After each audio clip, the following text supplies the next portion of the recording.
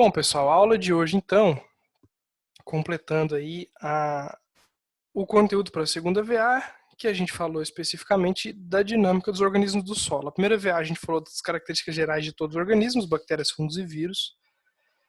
Para a segunda, a gente focou no conteúdo que trata dos organismos do solo, né? Então a gente viu xenobióticos, rizosfera, matéria orgânica, né? Encerrando agora com a ecologia das dinâmicas, ecologia dos organismos do solo. E para a terceira VA, que a partir da próxima aula, a gente vai começar a ver os organismos de fato, né, os grupos de organismos promotores de crescimento. Fungos micorrízicos, fixador de nitrogênio, fixador de fosfato, e por aí vai. Então hoje nós vamos ver aí a ecologia do solo. A própria palavra ecologia, ela remete ao estudo, né? Eco é casa e logos é estudo. Seria o estudo da casa, né? O estudo da morada dos organismos, nesse caso aqui, do solo. Então estuda a interação entre tudo que é vivo e tudo que não é vivo. Tá? Então quando a gente fala casa, eu não estou falando só dos moradores da casa, eu estou falando também dos cômodos, dos móveis, da infraestrutura, né? Então tudo aquilo que interage com o bem-estar dos seres vivos do solo entram dentro do estudo da ecologia. Tá? Então aqui a definição de Udum, de 1971, cita que é estudo da estrutura e função do ecossistema solo. Estrutura e função do seguinte ponto de vista, né? Estrutura, tudo aquilo que compõe a comunidade biológica, ou seja, os indivíduos vivos, né? Bactérias, fungos, algas, protozoários, vírus, entre aspas gigantescas, né? E os componentes abióticos, que seriam aquilo que não é vivo, né? Comparando com a casa, seriam os cômodos, os móveis, infraestrutura, internet, energia, água, enfim. No solo, a gente pode falar que seriam a parte de matéria orgânica, nutrientes, as próprias partículas do solo, água, temperatura. Tudo isso é componente não vivo, é componente abiótico, que vai influenciar diretamente aí a comunidade dos meus organismos, né, das minhas bactérias e fungos. Isso a gente vê em estrutura. A função, ela se remete ao que cada um desses indivíduos tem de importância dentro desse ecossistema. Tá? Imagine você na sua casa, nesse momento, é mais fácil você sobreviver sem água do que sem internet. Né? Por quê? Porque a água ela tem determinada função e a internet tem outra. Nesse ecossistema, a função da internet ela é mais importante para a sobrevivência dos organismos do que a própria água. No ecossistema solo também eu tenho disso. Né? Eu tenho determinados atores que têm funções específicas, tanto os organismos quanto a parte abiótica. Né? Então, quando eu digo atores é porque eles atuam em determinado sentido. Né? Então, eu tenho as bactérias fixadoras, os organismos decompositores de matéria orgânica, tudo isso tem uma função dentro de um ecossistema e essa galera toda junta, trabalhando, é que vai fazer esse ecossistema funcionar bem, sem colapso, de maneira sustentável.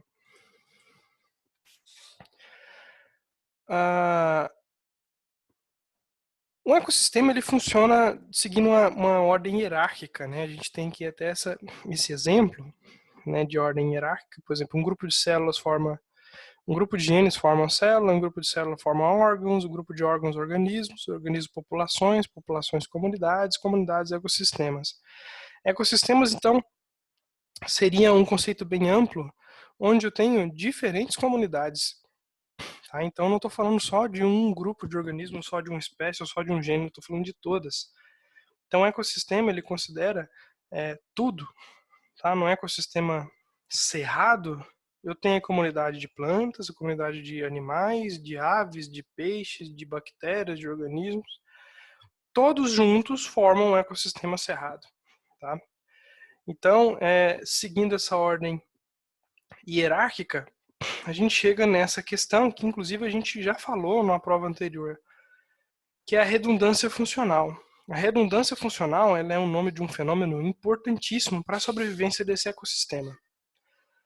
Esse ecossistema ele só sobrevive por conta da atuação das comunidades que vivem nele, dos indivíduos que vivem nele. sejam bióticos ou abióticos. Num ecossistema solo, do ponto de vista de micro-organismos, uma das funções mais importantes que a gente tem é a decomposição de matéria orgânica, por exemplo. Ela é de responsabilidade de bactérias e fungos, que vão estar ali decompondo matéria orgânica, liberando nutrientes para que eles possam se alimentar, e as plantas acabam se alimentando disso também, e todo aquele ecossistema acaba funcionando. Tá? Então, a decomposição de matéria orgânica é uma função extremamente importante para a manutenção da vida dentro de qualquer ecossistema. O que aconteceria se, por acaso, eu fizesse uma aplicação de um fungicida e eu matasse todos os organismos que fazem a decomposição de matéria orgânica? Eu ia acabar com a ciclagem de nutrientes. Eu ia colapsar aquele ecossistema. Tá? Então, é importantíssimo que outros organismos consigam fazer essa mesma função. Se eu tiver só uma bactéria que faz decomposição de matéria orgânica e por acaso essa bactéria morrer, eu vou perder essa habilidade, eu vou perder essa função e aquele ecossistema vai acabar. Mas no solo isso não acontece. Eu tenho vários grupos de organismos que conseguem fazer a mesma coisa. Isso é o que eu chamo de redundância funcional. Eu tenho uma redundância, ou seja, eu tenho uma repetição de função. Eu tenho 10 bactérias, eu tenho 20 fungos que fazem isso. Aí, por acaso, eu faço uma aplicação de fungicida e eu mato dos 20 fungos, 15, e das 10 bactérias, 8. Sobrou o quê? Sobrou ainda bactérias que continuam fazendo isso, né? Redundância funcional, e vai manter essa função funcionando sem problemas. O Gabriel está reclamando que está travando, mais alguém está com essa reclamação? Para mim também tá travando seu áudio. Para mim não tá, não, tá? Pra mim A não tá, internet não. do celular tá Tá bom, bom. a minha também tá boa. A minha tá de boa. Bom, de qualquer maneira, a gravação vai ficar lisa, porque ela tá gravando aqui no computador. Professor, Sim, tem como você só que é redundância funcional para mim, por favor, novamente? tem sim. A redundância funcional, então, é o nome de um fenômeno, né? Na verdade, é um nome dado para um tipo de comportamento, onde mais de um grupo de organismos consegue fazer o mesmo serviço. Vamos fazer uma correlação. O mundo está acabando, né? A gente está vendo isso aí. E aí, vai sobreviver uma galera? Vai sobreviver uma galera no final. Mas vamos supor que não sobreviva ninguém que consiga fazer cerveja. O que vai acontecer com a sociedade no futuro? Caos, desordem, saques, desespero, choro e ranger de dentes. O que foi comprometido aqui? Uma função. Nosso ecossistema foi danificado por conta disso. O Covid veio, matou um monte de gente e, por azar, matou a galera que sabe fazer cerveja. E aí agora, no futuro, a gente não tem quem faz cerveja. O que aconteceu? Não houve redundância funcional. O que teria acontecido para a gente prever isso? Mais pessoas antes, se soubessem fazer cerveja, elas teriam mais chance de sobreviver. Então, vamos supor que na primeira situação tinha 10 cervejeiros, 10 morreu. Pós-apocalíptico futuro. Na segunda situação tinha 100 cervejeiros. Dos 100, 90 morreu. Sobrou 10.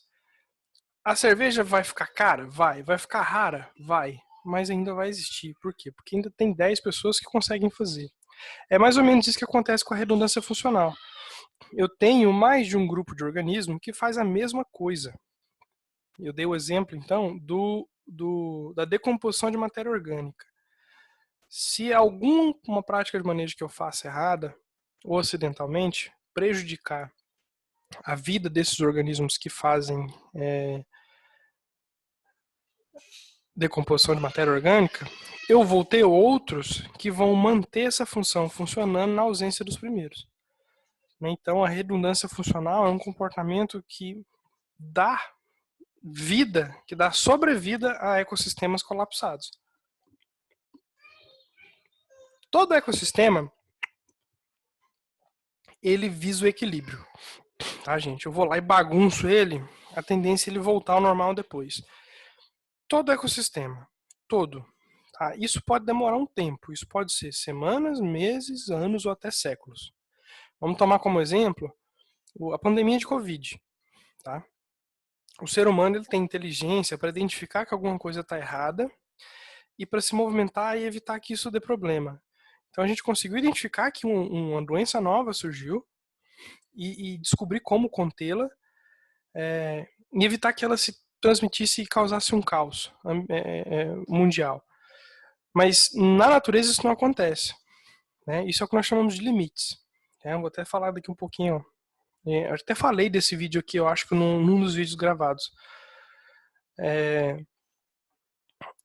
O lance vamos supor que a gente não tivesse percebido essa doença e ela tivesse vindo e feito aquele estrago, ia matar aí 20% da população mundial, ia deixar muita gente traumatizada, mas a gente ia sobreviver. Pessoas iam sobreviver e essas pessoas aqui iam dar andamento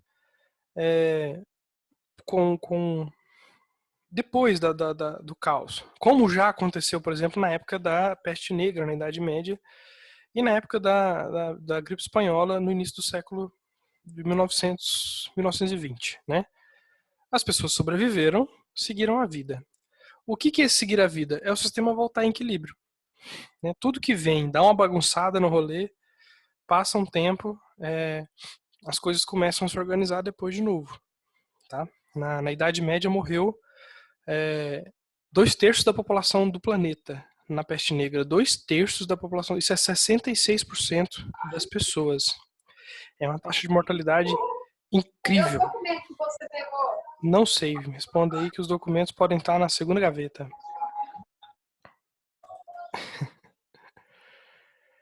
Então todo o sistema, gente, ele entra em equilíbrio, tá? Mesmo que ele dê uma bagunçada, com o tempo ele vai lá e volta e se organiza novamente. Tá? Com isso a gente chega nos 4 dogmas da ecologia.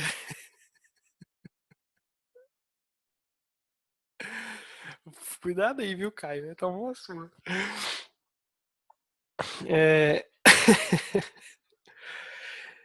Que eu fiz um vídeo disso aqui lá pra... Acho que tá até numa das gravadas, são dogmas da ecologia, que vocês podem rever, porque isso aqui é bem importante e vai cair na prova. Mas o que se refere aos dogmas? São 4 regras de ouro, né? São 4 verdades que a gente ainda não mudou e que provavelmente não mude, né? São 4 regras que um ecossistema obedece da maneira que ele funciona. A primeira delas a comunidade reflete seu habitat. Eu consigo dizer, então, que tipo de organismo vive num local olhando para o local. Dei exemplo na aula falando do cerrado. Né? Eu tenho um cerrado nativo com um monte de plantas, com um monte de árvores e ervas diferentes. Isso vai refletir numa rizosfera diferente do solo, onde então eu vou ter uma comunidade microbiana também diferente. Ao passo que eu posso olhar uma monocultura de soja, onde eu só tenho soja. Eu só vou ter então um tipo de planta e um tipo de rizosfera. Obviamente eu também vou ter um grupo de organismos específico, organismos de soja.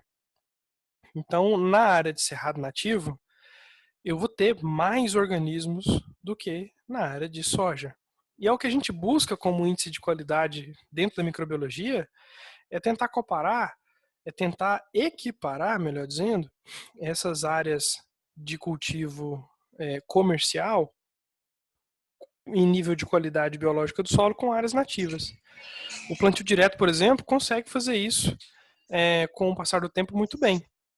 Né? Ele vai lá e, com o tempo, a diversidade microbiana vai ficando próxima à encontrada no cerrado nativo. Então, isso é um índice de qualidade muito bom. Mostra que o plantio direto, ecologicamente, é tão bom quanto um cerrado nativo. São os mesmos organismos? De maneira alguma. Mas em questão de diversidade, eu tenho uma diversidade tão grande quanto. Né? Então, o porquê que diversidade é tão importante? Por conta desse aqui, ó, desse terceiro dogma, mas já a gente fala disso. O segundo, populações se desenvolvem até um limite biológico ou abiótico. Né? esse limite é o seguinte: toda a população ela vai crescer, crescer, crescer, se desenvolver, prosperar, até que um dia vai ter alguma coisa que vai parar ela, tá? E essa coisa vai ser ou de origem biológica ou não. Exemplo, vamos supor que eu tranque vocês todos numa sala fechada, né? Passa a chave e falo, vocês vão viver aí para sempre. Acostumem-se. Tá? E aí, o que vai acontecer? No começo vai ter treta demais, briga, mas com o tempo vocês vão se acostumar um com o outro. Com o tempo, inclusive, vão se relacionar, vão formar casais e vão gerar famílias ali dentro. E vão se reproduzir, né? E vão ter filhos, e esses filhos vão ter neto, quando eu digo para sempre, para sempre. Mas vai chegar uma hora que vai parar o quê? O espaço físico. Não vai caber mais gente dentro dessa sala que eu tranquei vocês. Esse é um tipo de limite que vai impedir com que vocês prosperem. Que limite é esse? É um limite abiótico. Espaço físico não é um limite biológico. Um limite biológico, por exemplo, pode ser a presença de um predador. O que está acontecendo aqui no Brasil, por exemplo, demais, um problema gravíssimo ecológico, é a multiplicação daqueles javaporcos, aqueles javali do mato, né, que é porco do mato. Por que é um problema? Porque ele não tem predador. Eles reproduzem rapidamente e destroem tudo e não tem bicho que consiga se alimentar deles ainda. Por quê? Porque vai chegar uma hora em que vai ter um limite, né? O ser humano, por enquanto, tem sido esse limite, né? Tanto que o IBAMA autoriza a caça desses animais, porque primeiro não são nativos, eles são extremamente destrutivos, eles comem até outros javaporcos. Então, se você topar uma manada desse bicho, corre e reza. Então eles vão se multiplicar até ter um limite. Seja, falta de comida, por exemplo, se eles se multiplicarem tanto ao ponto de comerem tudo que tem naquela região e não terem mais alimento. Então isso é um limite biológico, falta de alimento.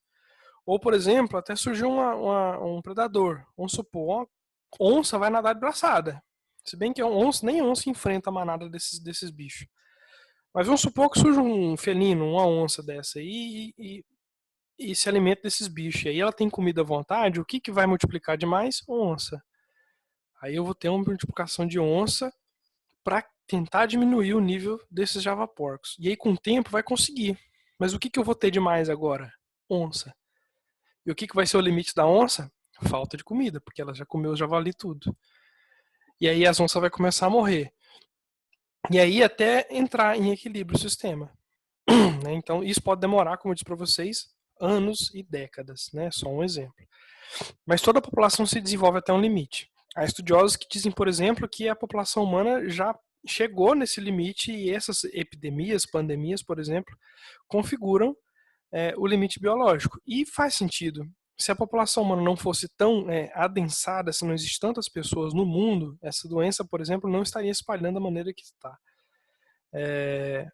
Então, é um tipo de limite que se deu por conta do excesso de população que acontece no mundo. Essas doenças normalmente existiriam, tá, gente? Como já aconteceu outras vezes na história. Só porque quando acontecia, por exemplo, numa tribo X, todo mundo dessa tribo X pegava, morria lá 20% das pessoas, os outros se curavam e pronto. O problema é que agora está passando para o resto do mundo, né? E aí configura essa catástrofe, né? Só um minutinho.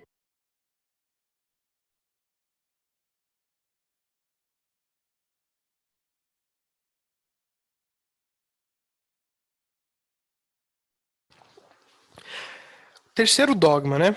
Quanto maior a complexidade, maior a estabilidade. Isso aqui a gente entra naquela questão que eu falei da importância da biodiversidade. Um ecossistema complexo, ele funciona da seguinte maneira. Vamos usar o mesmo exemplo. Vamos usar o mesmo exemplo que eu usei da cerveja lá, né? O mundo acabou e não sobrou nenhum cervejeiro. Então, vamos imaginar que nessa situação de pós-apocalipse os países se fecharam, né? Não existe mais imigração, viagem entre países. A lei agora é que cada um fique para sempre no seu país. E aqui no Brasil, a gente está relativamente bem. Por quê? Porque a gente tem terra e gente que sabe produzir. Tá? E a gente tem condições climáticas que a gente consegue produzir a grande maioria dos alimentos. Outros países, não. Outros países não têm essa complexidade, não têm essas habilidades. Por exemplo, o Japão. O Japão ele depende exclusivamente da alimentação de frutos do mar, que ela tem mar, e importação. Né? E aí pronto, fechou as fronteiras, ele não vai poder importar mais, ele não tem terra para plantar arroz, e agora? Ou ele vai se adaptar, né? Ou ele vai cair. Por quê? Porque o nosso ecossistema aqui ele é mais complexo. Aqui eu tenho condições também de fazer a pesca, mas eu também posso plantar o arroz, plantar o feijão, eu posso plantar o milho. Lá eles não, lá eles só podem fazer a pesca. E aí, se aparecer alguém que é alérgico a frutos do mar, essa pessoa morre. Aqui ela morre? Não, porque ela tem opções. Então, um ecossistema mais complexo, um ecossistema com maior biodiversidade, com maior volume de organismos diferentes, ele é mais estável e resiste melhor às situações de estresse do que ecossistemas menos estáveis. E aí a gente volta àquele exemplo da soja e do cerrado. Lembra que eu falei que então, o cerrado ele tem lá um monte de micro-organismos a mais porque ele tem mais plantas, ele tem mais árvores do que só a soja que tem só soja. E os organismos da soja são basicamente organismos adaptados da soja e já no solo do cerrado tem uma biodiversidade incrível. Na soja, então, se eu fizer uma aplicação de fungicida e acabar, por exemplo, com um organismo fixador de nitrogênio, risóbio, eu vou acabar com a minha produção de soja por conta de um organismo. Já no cerrado, se eu fizer isso e acabar com o mesmo organismo risóbio, talvez ele não acabe. Por quê? Porque vai ter outros organismos que fazem o mesmo serviço, que é aquela redundância funcional. A redundância funcional, então, ela funciona melhor em ecossistemas onde eu tenho uma maior biodiversidade. Então, cai nesse terceiro complexo, nesse terceiro dogma, quanto maior complexidade, maior estabilidade.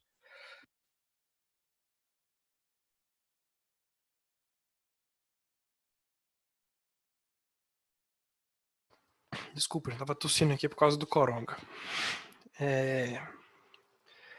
Quarto e último dogma, né? Qualquer mudança é benéfica para um tipo de indivíduo. Qualquer mudança ela faz bem para alguém, tá, gente? Essa dinâmica aqui também é interessante ser vista. Vamos usar de exemplo a nossa situação, né? A gente foi pego pela pandemia, houve uma mudança de cultura que prejudicou muita gente, muita gente. Muita gente perdeu emprego, muita gente perdeu lucro, né? Então a gente está numa situação complicadíssima econômica, principalmente.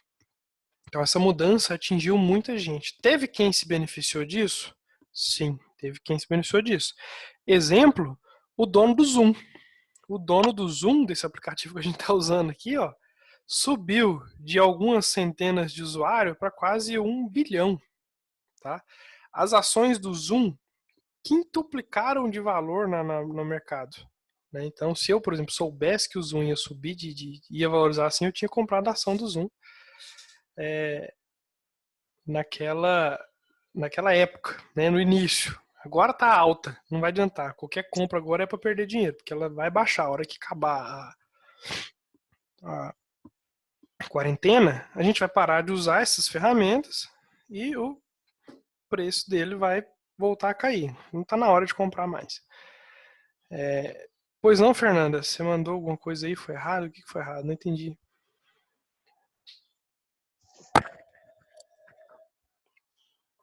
Nada não, professor. Ia digitar uma coisa aí e foi errado. Mas não é nada, não. Sem problemas. Aí você falou o que eu ia perguntar. Ah, certo. Então, gente, esses aí são os 4 dogmas da ecologia, tá? Qualquer mudança é benéfica para algum tipo de indivíduo. Comunidade reflete seu habitat. Populações se desenvolvem até um limite. E quanto mais complexo, mais estável é um ecossistema. Dos componentes bióticos de um ecossistema, esse é fácil, né? Olha o justo de máscara ali. São os componentes vivos, tá, que compõem a biodiversidade. Dentro da biologia do solo, a gente estuda então fungos, bactérias, protozoários e algas, tá? Vírus em alguns casos, se enquadram aqui em componentes bióticos, embora eles não sejam, de fato, seres vivos, né? São entidades biológicas. E dos componentes abióticos, basicamente, o próprio solo, né? Então, ar, água, minerais, matéria orgânica, temperatura, pH, enfim. Tudo aquilo que não é vivo, que interagem com os meus organismos vivos. Então, a gente tem aí os dois lados desses componentes, bióticos e abióticos. E aí a gente entra no ponto de interações de micro-organismos. Oi, a Manu veio falar oi para vocês. Só um minutinho, gente. O macaco, né?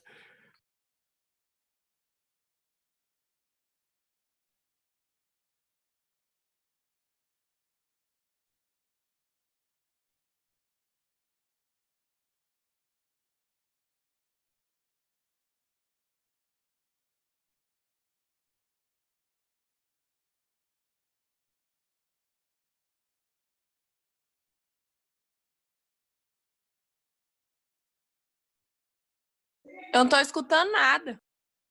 É porque eu deixei mudo para tirar minha filha aqui. Peraí só um minuto. Ah, tá.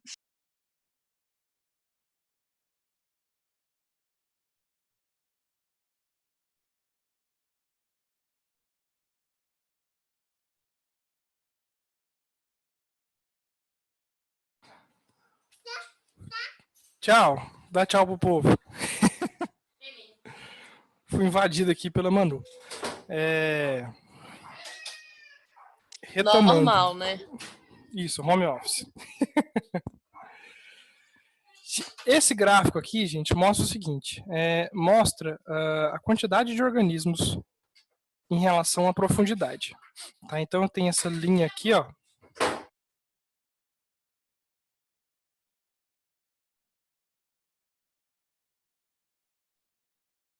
Pronto, estou tentando voltar, só um minutinho. Esse gráfico, então, mostra número de organismos em relação à profundidade do solo. Né? Então, eu tenho aqui a camada mais superficial, né, 5 centímetros, aí o solo vai aprofundando. E aqui eu tenho o número médio de organismos. Tá? Então, com 5 centímetros, eu tenho aqui ó, 11. Tá? Que vezes 10 a sétima. E aí eu baixo para 15 centímetros, eu tenho já 7, 25, 5, 45, 4, 75, 3, né, 105, menos de 1. Isso mostra o quê? Que eu tenho mais organismos nessa camada superficial do que eu tenho mais no fundo. Então, conforme o solo vai, eu vou aprofundando o solo, eu vou diminuindo a quantidade dos meus organismos. Isso porque a gente até viu. Alimento e água, basicamente, se concentram nessa camada superficial. Teor de argila tem aí uma correlação, tá? Com a quantidade de organismos, mas isso aqui também está mais relacionado à quantidade de água. Quanto mais argila eu tenho, mais água eu tendo a manter no meu solo. Só que eu também tenho excesso, né? Quando eu tenho argila demais, aí eu começo a ter falta de ar, né? Porque aí eu tenho a diminuição da porosidade. Então aqui, de quantidade de argila, né? Conforme eu vou aumentando também a minha biomassa microbiana, chegando aqui ao máximo em torno de 42, 43% de argila. E conforme eu vou continuar aumentando, eu já vou diminuindo. Então tem esses valores mais altos de organismos em solos aqui em torno de 40% de argila, onde subentende-se que eu tenho uma relação mais eficiente de macro e microporos, onde eu tenho uma quantidade eficiente de água e de ar para o organismo, né? Porque o microporo tem a água e o macroporo tem o ar. Se eu tenho mais que um e mais que outro, eu acabo prejudicando, tá? Dos organismos, então, a gente já falou das bactérias, dos fungos, isso aqui é só repetindo, tá? Eu vou pular. Aliás, gente, não vai adiantar. Eu vou encerrar essa chamada, porque já está faltando 5 minutos para eu encerrar a aula. Aí eu vou refazer a chamada porque ainda vai uns 20 minutos ainda capaz. Então eu mando o link para a gente prosseguir